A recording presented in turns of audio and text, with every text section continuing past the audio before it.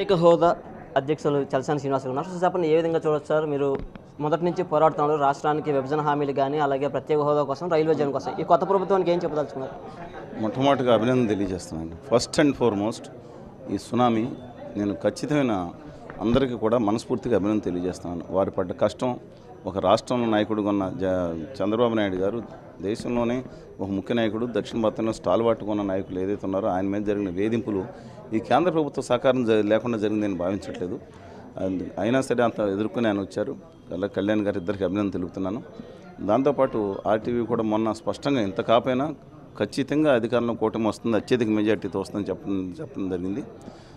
రవిప్రకాష్ గారు ఎందుకంటే number of ఇంతకుముందు కూడా చూసాం, ఇలాగా ఆ కొలంలో తీసుకెళ్లారు. సంతోషం. ఒకటి చెప్తా ఉన్నాను, ఇవాళ మేము ఇవాళ ఇక్కడ ఈ సమావేశం పెట్టింది ఫస్ట్ అభినందించడానికి, వారి బాధ్యతను గుర్తు చేయడానికి తప్ప ఈ డిమాండ్ లేదా ఉద్యమం ఇప్పుడు అక్కడ కొన్నాళ్ళు వాళ్ళకు వదిలిపెట్టాలండి. వాళ్ళు రాజనీతిజ్ఞుడిగా ఉన్న చంద్రబాబు నాయుడు గారు నేను ఢిల్లీలో ఎలా జరిగిందో చూసాం, ఎంత చేంజ్ వచ్చిందో. ఆయన మొహాన్ని చూడటానికి ఇష్టపడిన మొట్టమొదటి మీటింగ్లో ఉన్న మోడీ గారు పక్కన కూర్చోబడి ఆయన ఉంటుండే నేను అన్నీ చూస్తున్నాను.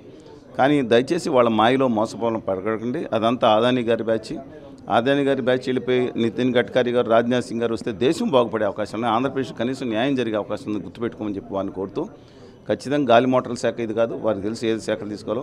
ఆంధ్రప్రదేశ్కి ప్రత్యేక హోదా విభజన హామీల మీద మాట్లాడిన లోకేష్ గారిని కూడా అభినందిస్తూ దయచేసి దాని మీద ముఖ్య దృష్టి పెట్టవలసిందిగా కోరుతా ఉన్నాం. ఇవాళ మంచి అవకాశం వచ్చింది భావితరాలకి. కుదేలైపోయిన రాష్ట్రంలో చాలా మంచి అవకాశం వచ్చింది. ఈ అవకాశాన్ని అందిపుచ్చుకోవాల్సిందిగా గౌరవ కాబోయే ముఖ్యమంత్రి మరొకసారి 4వ ప్రమాణ స్వీకారం చేయబోతున్న చంద్రబాబు నాయుడు గారు విజ్ఞప్తి చేస్తున్నాం. ఇవాళ మోస్ట్ ఇంపార్టెంట్ అండి, ఇవాళ మన అమరావతి రైతుల మీద జరిగిన దౌర్జన్యాలు కానీ, వాళ్ళ మీద కానీ మిగతా వాళ్ళ పేరు ఉన్న కేసులు, వాళ్ళ మీద పెట్టిన కేసులు ఖచ్చితంగా తక్షణమే తొలగించాలని కోరుతున్నాం.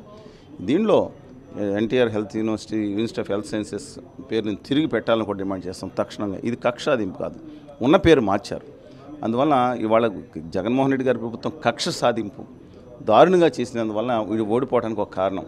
దయచేసి అభివృద్ధి కార్యక్రమాన్ని దృష్టి పెట్టి తమ హామీలు నెరవేర్చుకోవాలని చెప్పి రాబోయే ప్రభుత్వాన్ని కోరుతున్నాను.